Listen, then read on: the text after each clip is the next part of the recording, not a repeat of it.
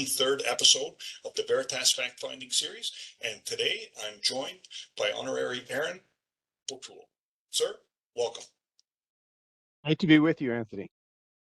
We're back again live to go on the ground to speak to industry professionals in an unscripted, candid video format to discover how we can make better investment decisions. If you're watching and you like what you hear, give us a like and follow us at www.veritascorp.com.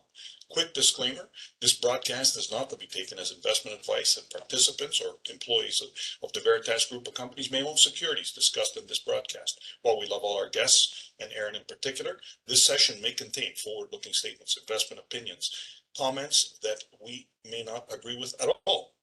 Now, I'm going to give you a very brief introduction to Erin. Perhaps I'll tell you a couple things you don't know. Obviously, he was the leader of the Conservative Party from 2020 to 2022. He was elected to Parliament in 2012. And prior to that, he's actually a trained lawyer where he's worked in the corporate world, and he served as an officer of the Royal Canadian Air Force.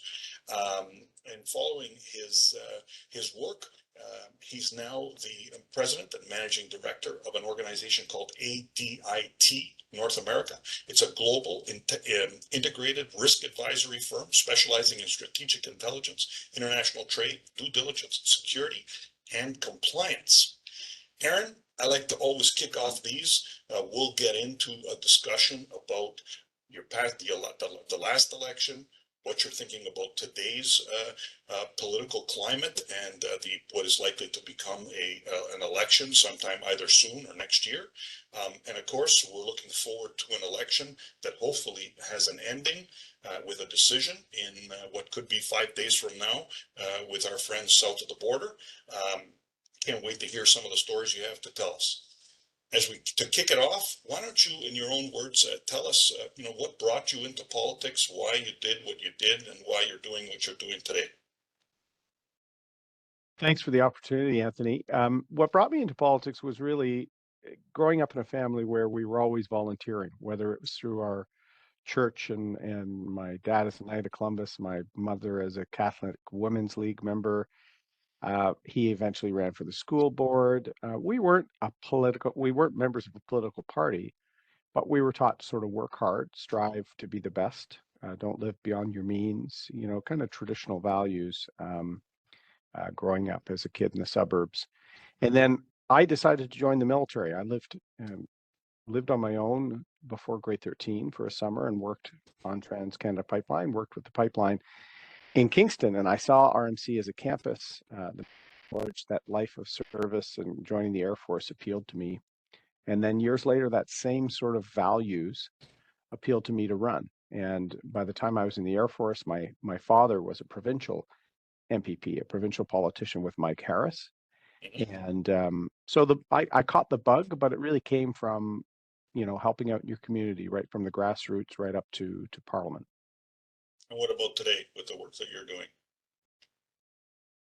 Well, the work I'm doing now is it pulls on all my experiences. ADIT North America is a Paris-based company that has a network in 140 countries where we can do due diligence for M&A transactions, for joint ventures, for ESG, where we actually have boots on the ground, intelligence, human intelligence, to give you better information at a time where trade is becoming managed. There's sanctions. So it was started by the French state 30 years ago, privatized 20 years ago, and now has a Canadian shareholder. So it's a Canadian-French business, and I'm bringing the services to Canada. It's an interesting time because there's so many risks, something Veritas explores in depth. Yep. And people need the best information to make investment decisions or make operational decisions. So we work with mining companies in West Africa, for example. We work with exporters breaking into a new market. We deal with folks that have to make sure their supply chain is free of forced labor from Xinjiang, China, for example. So there's so much complexity to business now. You need a partner, you need insight, you need information, and that's what ADIT does. And we have a small but growing team, and it's such interesting work. So it's a combination of politics, trade, diplomacy, corporate M&A, and even a bit of my military thrown in for good measure. Nice. So shake hands, kiss babies, make deals, and help people figure them out in a good, compliant way. Let's let's go to the key. I think where we want to start from was, let's go back to 2020, 2021, basically, and you're appointed and elected leader of the Conservative Party in 2020. There's a big election during what is COVID, 100-year event, unbelievable. You win the popular vote, and it's presumed by yours truly as well that you're a lock to win, and yet you lose. Tell us in your own words what happened. Thanks for dredging all that up, Anthony. No, we were winning on Friday and we lost the election seat count on Monday. And so I'm responsible. I'm the leader, and I took responsibility that night. There's a number of reasons for it, and I didn't, bitch and complain about it at the time. But it was really vaccine politics. In the final week, the hospitals in Alberta and Saskatchewan were filling up. Doug Ford's vaccine mandate policies came in Ontario, and there was real friction with a number of the population that either didn't want to get vaccinated or thought the government was intruding too much on their lives. But the vast majority, and we polled it, over 2/3 of Canadians supported stronger measures. So I was running as a very pro-vaccine person, but I was actually running against the mandate. I didn't think anyone should lose their job. I think my position is still the right one and still the fair one that abides by our charter. But it's not what Justin Trudeau did. It's not also what some of the provinces did in a public health crisis. And so we lost, several dozen seats due to splits where the PPC vote on the far right took votes away from us. There's also a few seats we lost because of interference by China. And there's a national inquiry going on right now, run by Justice Hogue from Quebec, looking into this various thing. But at the end of the day, I didn't achieve what I wanted to. It was a tough time, Anthony. I ran twice to be Conservative leader. I never thought I would do that during a global pandemic at a time where Justin Trudeau was running almost a $400 billion deficit. 400 billion. He's normally around the 40 billion range. That was peak Trudeau, I guess you could say. 400 billion. He was paying seniors, sending them checks, increasing their benefits. He was paying people not to work, the CERB, $2,000 a month, including 15-year-olds living with their parents. So in many ways, I think voters have to be a bit smarter too. Don't get bribed with your own money.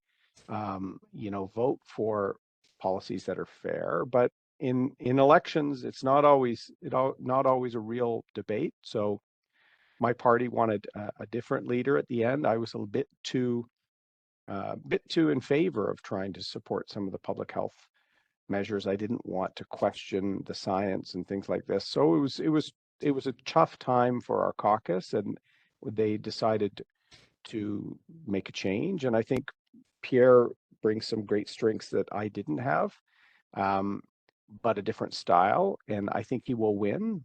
And the country needs him to win.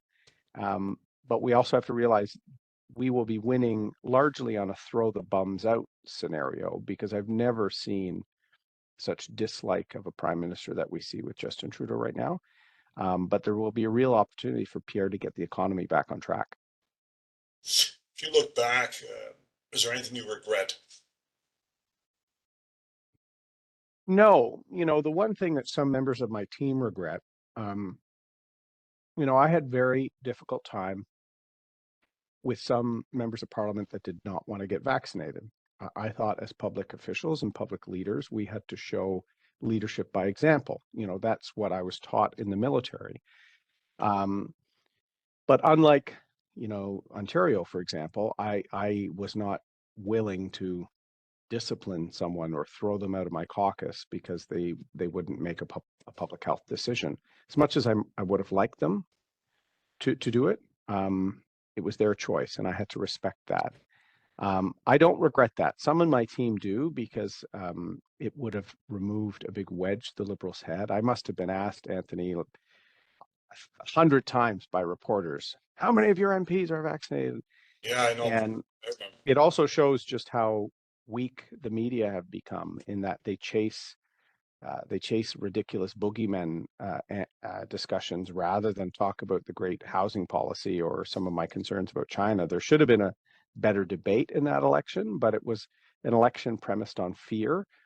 Yeah. And some of the MPs were scared themselves. So I don't regret that. I could have launched my environmental plan and I could have explained my environmental plan better. So I have some regrets on how that was rolled out. But again, it was an attempt for conservatives to have a serious position on reducing emissions. I wanted to kill the carbon tax, but I want us to make our Paris targets too. And it's not quite as easy as people might think. So I could have done a better job on a number of things. The environment one is probably the biggest. Good. Well, that's fair. Any any story? You have a 10-year career in politics. Have met many people all over the world, I'm sure. Any favorite stories or people that you've met that you'd like to share? Well, I have so many amazing stories. I met so many, like literally millions of people, directly or indirectly. Yeah. But one really stands out. A veteran from Port Perry, Ontario. Name is George Emerson, and he was one of the Canadians that liberated the Netherlands. And as the Nazis were retreating out of Holland or Netherlands, they were releasing a lot of laborers. They'd taken young Dutch men as laborers, and they were kind of releasing them, and they were malnourished, and they were kind of trying to make their way hundreds of kilometers back home. And George fed and took care of this one Dutch guy, and then sent him with two chocolate bars and a rough map on how to get back to his town. Never thought about it again until 70 years later, when in a furniture store in Whitby, he runs into that Dutch man's daughter-in-law because they just started talking about the Netherlands and Holland. And not only did that Dutch man move to Canada after the war because of the kindness of this Canadian soldier, he ended up accidentally moving, 60 kilometers away from where he lived. And Wow. what are the chances they overlapped? And in the final years of the Dutch man, his name was Hank Metzler, of his life, George would visit him in his senior's home and bring two chocolate bars as a gift. So these are the little stories. And I was able to get that story told on CTV as their Remembrance Day story one year. And these are real gifts I had from my time in public life, just these treasured little stories that most Canadians don't get to learn about. So I always try and share them by talking to these stories, writing articles on it, these sorts of things. And our country's a great country, so we're going through some challenges, but never lose hope, never lose optimism for Canada in the long run. So we talked about the last election, where an election could be called because of non-confidence vote in Parliament right now, um, and or likely by next year. You commented already that you think Pierre has a very good chance, um, just given the level of angst against this Trudeau government. We could find lots of other words, perhaps, but obviously he has some supporters. Um, what do you think the key issues are in today's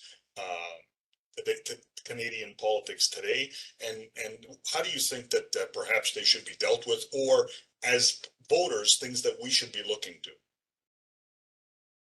I think the key issue is we have to send a clear, screaming message that Canada is open for investment again, and Canada is a place where we can get big projects done, and that you will get a safe, reliable return on your money, and that we welcome that investment, whether it's in energy, oil and gas, or whether it's in technology, AI here in Toronto and other parts of the country.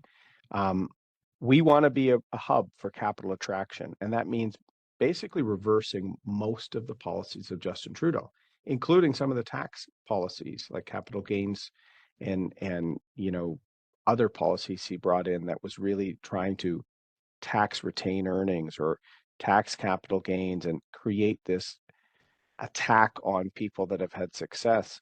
Um, we now have, and you know this better than I do, Anthony, we have proud Canadians arranging their fares to sometimes leave the country because not only are they being sort of centered out as not paying their fair share, um, they're being taxed and they're very mobile. And so they could go and work in other parts of the world. And every time you lose someone like that, it's not just losing that family or that business. Those people tend to be the donors to the local hospital. They tend to be the people that sponsor the hockey team. And so Canada's always had a progressive tax system, but not something that gets over 50% where you're really just targeting people. They're already going to pay more and they're wanting to pay more, but not to a point where they feel they're being attacked. And so I really think we have to throw out Bill C-69 measures, some of the energy policy. I think we have to have a tax reform approach. We have to come up with ways to encourage people to scale up businesses in Canada, not just have early startup success and sell to an American investor. So we can do that through really strong tax reform, but we also need to send a real signal that we're open to investment. And Pierre's talked about many of these things. Some of the policies he's putting forward, we had in our platform in 2021. But that election was so much about COVID, we didn't really have a talk about long-term prosperity. Right now, the OECD countries, we're one of the sort of weakest long-term growth projections. And we're a country rich in resources and in people. So I think that can be turned around quickly, but that should be the top priority. Let's turn our attention south of the 49th parallel. Let's think that there's a small election going on there, hotly contested, and what are your thoughts there? And I'll start there broadly, and then we'll dig in. Well, look, the United States of America is the world's greatest democracy. But as Winston Churchill once said famously, democracy is the worst form of government except for all the others that have been tried. So it is messy at times. Yeah. I think this election, the messiness and the polarization has been fueled by social media, which has taken all parties to their extreme and really turns every question into a litmus test. Are you for or against America? Are you a Nazi? Are you like it's driving extreme rhetoric on both left and right. If you look at the race, I would say that right now it looks like Donald Trump is going to win. He is polling better generally than last time with a number of key groups that generally weren't with him in previous ballots when he won in 16 or in 20. Hispanic voters, African Americans, college educated urban voters, like a lot of tech people, crypto bros, they're all with Trump. Those little pockets of vote, Anthony, weren't there with him last time. I also think while the Harris campaign has run some things well, and it's pretty amazing to think, like I moved to Toronto this summer, and at the beginning of the summer or in early July when I moved here, all the political podcasts I listened to was all about the Biden-Trump showdown. By the end of summer, it was not Biden-Trump. So the Democrats engineered the biggest sort of ballot switch I think any country's ever seen in history. And then Harris went on a run of raising money. So raised $1 billion in 2.5, 3 months. Pretty incredible. Yeah. I think she made a strategic error not picking Governor Shapiro to be her running mate. I think he might have brought her Pennsylvania, so one of the 5 key swing states. He's super popular because of his financial management. He is a blue-red Democrat, so he's fiscally conservative, socially liberal. He polled well amongst Republican voters in Pennsylvania. Tim Walz, I'm not sure brings anything other than someone who's likable with existing Democratic voters. And so she made a pick that maybe appealed to her base. I don't have the polling her team does, Anthony, so maybe they were overly confident on Pennsylvania in the first place and didn't think they needed the boost with Shapiro. But that state is so key, the Keystone State, literally. I would have taken a bird in the hand over two in the bush any day. So uh, I think if she does not win, people will be debating that for the first 48 hours after. But I was just texting with a friend who is a former Republican staffer. He's not, I would say, a MAGA guy, but he is Republican. He's hearing from his Republican friends that some of the turnouts in the key states, early turnouts, aren't meeting uh, the expectations of the Trump team. So maybe it'll be closer than I'm thinking. But that's kind of my 40,000-foot view. I'm pretty knowledgeable about it. I do speak to folks in the U.S. as well, but Trump is doing better in pockets that were decidedly Democrat last time. So I think in a close election, that could be the difference. Yeah, I don't have the experience you have following in politics, but it seems to me that it'll probably be closer than what that you can actually bet now on on on Robinhood on who's gonna win. They've created securities tied to that. It's amazing what's going on. Anyway, so but I think it'll be probably closer. But I tend to think that you're probably going to be right. But we'll see what happens. I think the other important thing is that we have a conclusion, that we have a decision, because there's all kinds of discussion that things, that both leaders will drag it out and say, well, we haven't counted all the votes, I want to recount. Or anyway, let's see how this plays out. Let's now take this to Canada, because I think this is what obviously becomes most important to us as Canadians. So there's an election in the U.S. on November 5th. Walk us through what happens to Canada under a Trump and or under a Harris, and perhaps take it from the perspective of as investors, because most of the individuals on the call, as you know, are investors, regulators, advisors. So look forward to your wisdom here.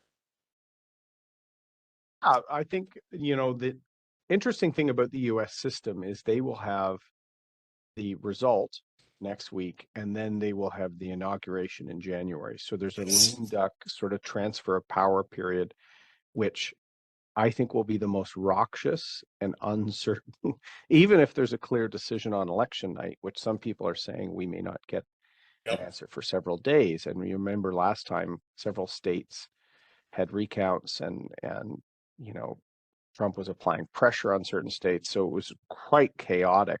And then, of course, January 6th, an insurrection-like riot on Capitol Hill. I was the conservative leader, and the media were trying to say that we supported that type of stuff, which is certainly not the case. So I think the Trudeau government, who, unless there's a snap election here, they will use the late fall to prepare for the incoming president. If it's Harris, it's less preparation.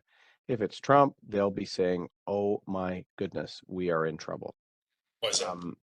The Trump administration, Trump has speculated that he would bring in a general tariff. So he's been, promoting tariffs on China for many years. And in fact, I was pushing Ms. Freeland and Justin Trudeau to align with the Americans on trade. We made a massive mistake, Anthony, by not doing that. Trudeau virtue signaled and upset Trump. And not only did we not align on China, we got a bad deal in NAFTA, despite what the media say. It was probably the worst covered issue because the media in Canada couldn't get past their dislike of Trump. So they wouldn't really delve into the issues. Yes. So if it's Trump, the Trudeau government will have to get ready to try and head off this general tariff on Canada. They'll have to quickly show a plan to make their NATO 2% targets. You see them finally moving on this now, Anthony, but we're not seen as a reliable partner, and not just by Trump, by the Harris Biden administration, by our NATO allies. So I think you'll finally see the Liberals waking up to defense. They had a flurry of announcements on potential submarines to new vehicles, these sorts of things. they're going to have to really lock that in, because Trump might also tariff NATO countries that don't make their 2%. So he's talking Right. about using managed trade and even punitive trade in a way that could hurt. Now, whenever there's hurt, there's also opportunities, right? As you Exactly. know, there's other sides to everything in markets.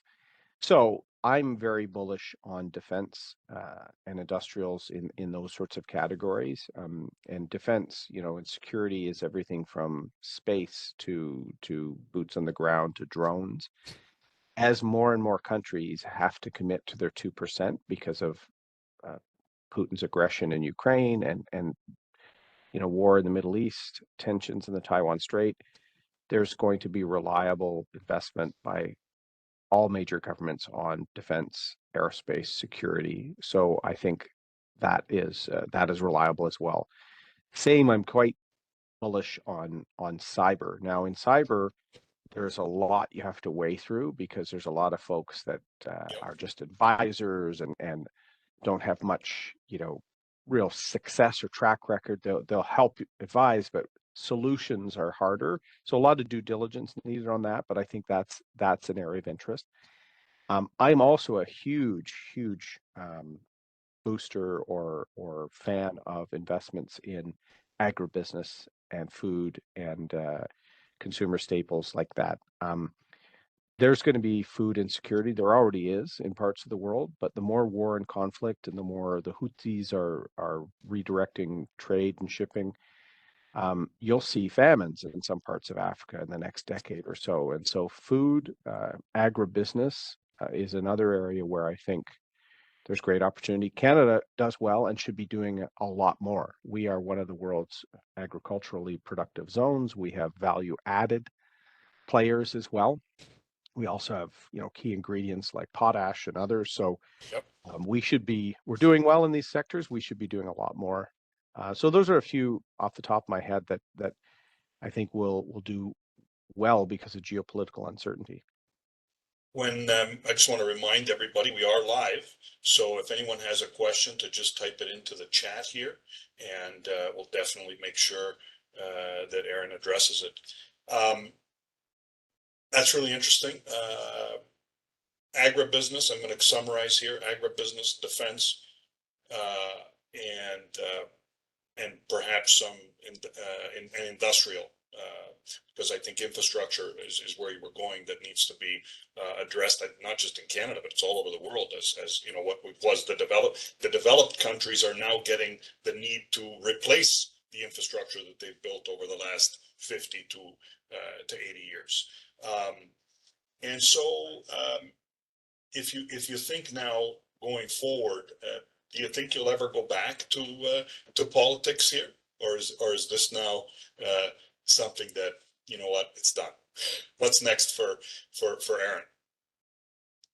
I think it's done, Anthony. I had a really good run. It was a decade. My family, they're probably not watching, but they're quite happy with it being done. I give advice to folks from time to time, particularly some of my old MP colleagues, but even a few premiers and folks that I respect. And if they want my take on what's good for Canada, what's good for the public good, I try and give that. You know, I'm going to remain involved in that way, just helping Canada.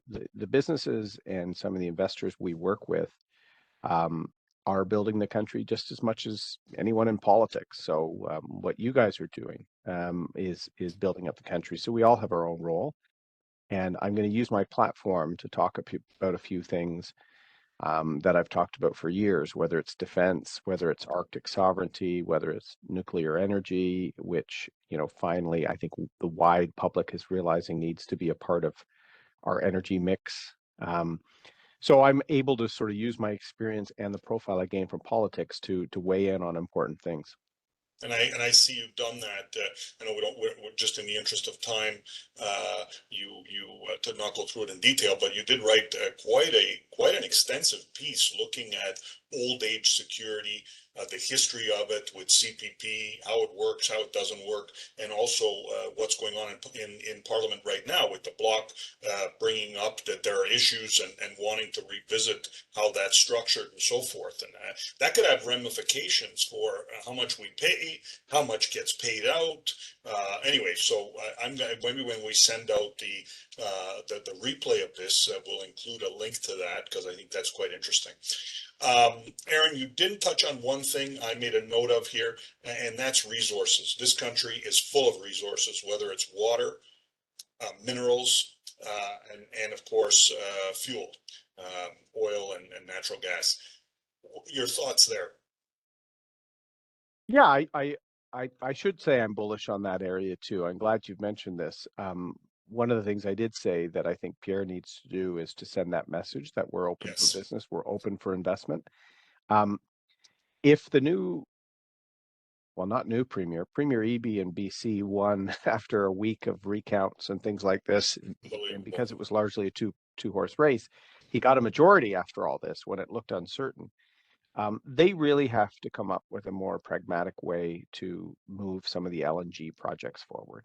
Canadian LNG in particular could be a big solution for decarbonization for countries that still rely on coal or have energy insecurity, like Japan, like Germany.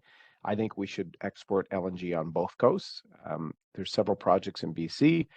We had an amazing project in Quebec that Warren Buffett was an investor in for a time, but federal government and provincial governments have bumbled their way through. So I do think Canadian natural resources, as we get more into this managed trade cycle, not liberal trade of the old sort of globalized experience, the more managed trade, our resources should have a premium because they're produced with high environmental standards, indigenous participation, high human rights. We're not like Russia or Venezuela or some of the Gulf states. So I think the more trade gets managed, tariff, sanction, carbon border adjustment tariffs, the more we will be in demand. And the US, their shale deposits and some of their fracking have already passed the midpoint of their life. And so the Yeah. shale revolution has driven the boom in the United States. It's transformed a bunch of states, but it will be Canadian natural gas and Canadian resources that need to plug into those systems in the next 15 years. And so I think there's a huge opportunity for Canadian gas as well. Uranium with a renaissance in nuclear, and Cameco is one of the world's largest producers. So there's great opportunities and resources. I'm always bullish on that sector. Great. All right, the last couple questions. Always like to ask our guests, and to provide advice to everybody on the call and that will listen. And that's a book you'd like to recommend. I So that's a really good question. I did read a really good book by Max Fisher, The Chaos Machine, that talks about how social media and algorithms have caused this polarization of politics, that sort of thing. Another book that I would recommend, that if people like geopolitical issues and policy and investing, Peter Zeihan's The End of the World is Just the Beginning is a really good one. Zeihan predicted Putin's intentions on Ukraine. He's talked about the real problems the Chinese economy is having that they're not being transparent on. So if people like that geopolitical thing, that would be a good one too. Peter Zeihan, he does a good YouTube hit every day as well. Yes, he's excellent. I follow him, and actually, I've attempted numerous times to get him on here because I'd love to have him give some advice. You know, your comment on LNG. We've had Stephen Polos on this segment, and he commented about that. That was one of the things that drives him bonkers. He didn't say it that way, but that he says it has caused real problems here. We could have had, in his estimation, another 1% GDP growth had we had built what was already being planned with LNG, and not turned away Germany. And it's unbelievable. Anyway, let's leave it on a happier note. Your favorite breakfast meal and where you would go have that breakfast meal here in Canada. My favorite, I'm the classic, steak and eggs sort of guy, or Canadian Nice. back bacon, actually. And my favorite spot, or one of my favorite spot, is the Sunrise Grill in Bowmanville, and the Sunrise Grill and the beach, and the Sunnyside Grill in Bowmanville. He had to change his name Bowmanville because of the restaurant on the beach. I like kind of a high end but diner breakfast, Nice. and that and a bit of the bit of the paper folded up properly so you can read. That's heaven for me. Erin, thanks for joining us, for digging back what could be some painful things and looking forward and helping us out make sense of what's going on in this crazy political environment today. All the best. Thank you. Thank you for having me, and thanks for having this conversation.